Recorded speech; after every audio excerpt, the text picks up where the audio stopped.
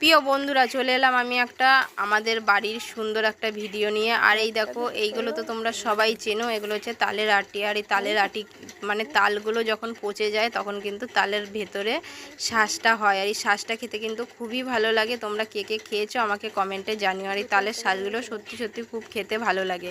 আর এই দেখো, আমার মেয়ে দুটো তুলে নিল, আর ওই যেটা তুলতে গেলো ওটা ফেলে দিল, কারণ ওখানে শামুক ছোট ছোট ভর্তি হয়ে গিয়েছিলো। ও ভয়তে ওইটা ফেলে দিল, বলছে না দুটো তুলে দিয়েছি, দুটো তুমি খাও। আর এখানে অনেক অনেক তাল পড়ে আছে। আর এই বছর আমরা তালের বড়া খেতে পারিনি, কারণ হচ্ছে সময় অবস্থা দুটোই খারাপ ছিল, আর আমার বরের কাজও ছিল না, এই কারণে আমরা খেতেও পারিনি। সব তালগুলো আমাদের নষ্ট হয়ে গিয়েছে।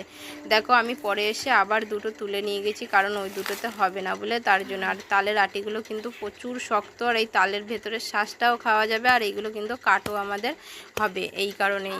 আর দেখো, তালের আটিটা আমি একদমই কাটতে পারছি না, কারণ হচ্ছে প্রচণ্ড পরিমাণে শক্ত। অত ভালো করে মেয়ে ছেলেরা কি কাটতে পারে বলো? তাও আমি কেটেছি, কারণ বাড়িতে কেউই কাটতে পারে না তালের আটিগুলো শক্ত বলে। আর এই তালের আটি কাটতে গিয়ে কিন্তু অনেকেরই মাথা ফেটে গিয়েছে, এই কারণে। মুখে আর যদি ছিটে আসে তাহলে তো ফেটে যাবে, বিপদ ঘটে যাবে, এই কারণে আমি কিন্তু দূরে সরিয়েই কাটছিলাম, তবু ভয়তেই আমি কাটছিলাম। দেখো, অনেক কষ্টের পরে আমি গিয়ে একটা কাটতে পেরেছি, তবু কিন্তু ছাড়ছিল না। অনেক কষ্ট করে গিয়ে আমি আর একটাই কেটেছি, তারপরে বাদবাকিগুলো কেটেছি, অনেকক্ষণ বসে বসে কেটেছি।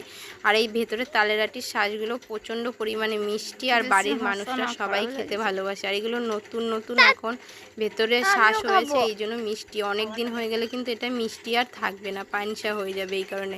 দেখো, কেটেই আগে নিজেই খেয়ে দেখছি যে কীরকম লাগছে। আর আমিও তালের শাঁস খেতে কিন্তু খুবই ভালোবাসি, এই কারণে নিজে আগে খেয়ে দেখলাম।